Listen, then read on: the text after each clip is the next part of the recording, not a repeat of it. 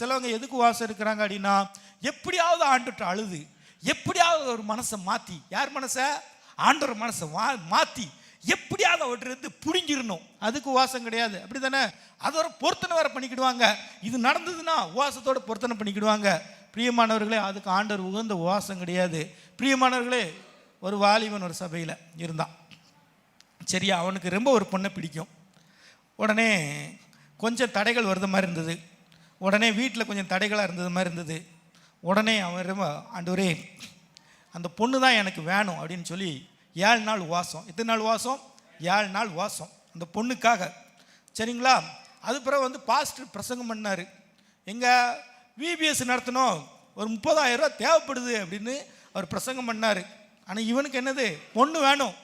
உடனே எனக்கு, ஆண்டவரே அந்த பொண்ணை எனக்கு கொடுத்தீர் என்றால் நான் விபிஎஸுடைய தேவைகள் 30,000 ரூபாயை நான் சந்திப்பேன் ஆண்டவரே, அதை நிச்சயமாக நான் செய்வேன், பொறுத்தனை.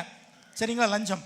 உடனே ஜெபம் பண்ணுறாரு. முதல் நாள் ஜெபம் பண்ணுறாரு, ஆண்டவரே கண்ணை மூடுனா அவள் தான் வர ஆண்டவரே, ஆண்டவரே படிக்கிற பொசு துரத்த விட அவள் முகம் தான் வருது ஆண்டவரே, அவள் இல்லாமல் இருக்க முடியாது ஆண்டவரே, அவள் தான் என் உயிர், நீங்கள் கொடுக்க ஆண்டவரே, நீங்கள் நிச்சயமாக கொடுப்பீங்க. 2ஆம் நாள், ஆண்டவரே விசுவாசத்தோடு கேட்டா நீங்கள் கொடுப்பீங்க ஆண்டவரே, நீங்கள் நான் ஜெபம் பண்ணுறேன் ஆண்டவரே. 2ஆம் நாள் உபவாசம்.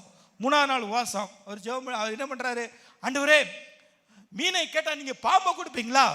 நன்மையான ஈவத்தான் நீங்கள் கொடுப்பீங்க ஆண்டவரே, நன்மையான ஈவை நீங்கள் தாங்க. 3ஆம் நாள் உபவாசம். 4ஆம் நாள் உபவாசம். 5ஆம் நாள் உபவாசம். 7ஆம் நாள் உபவாசம். ஆண்டவரே நீர் எந்த பொண்ணை காட்டுறீங்களோ அதை நீங்கள் தாங்க ஆண்டவரே, நன்மையான காரியத்தை நீங்கள் செய்கிற தேவன், எனக்கு ஒருபோது தீங்கு செய்கிற தேவன் அல்ல ஆண்டவரே, உமக்கு பிரியமான பொண்ணு தான் எனக்கு வேணும் ஆண்டவரே, உமக்கு பிரியமான பொண்ணை கொடுங்க ஆண்டவரே. ஜெபம் முடிஞ்சுது.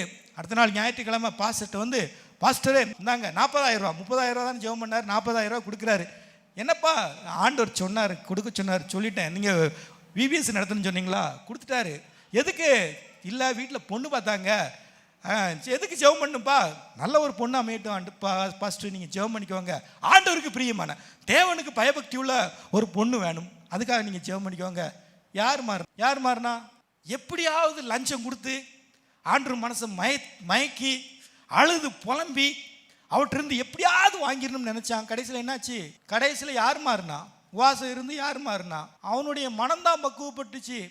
வேத வசனத்துக்கு ஏற்ப அவனுடைய ஆவிக்குரிய நிலைமை தான் பக்குவப்பட்டுச்சு. பிரியமானவர்களை, இதுதான் உபவாசங்கிறது. நம்மளை பக்குவப்படுத்துவதற்காக, ஆண்டவருக்கு பிரியமான காரியத்தை செய்வதற்காக தான் உபவாசம்.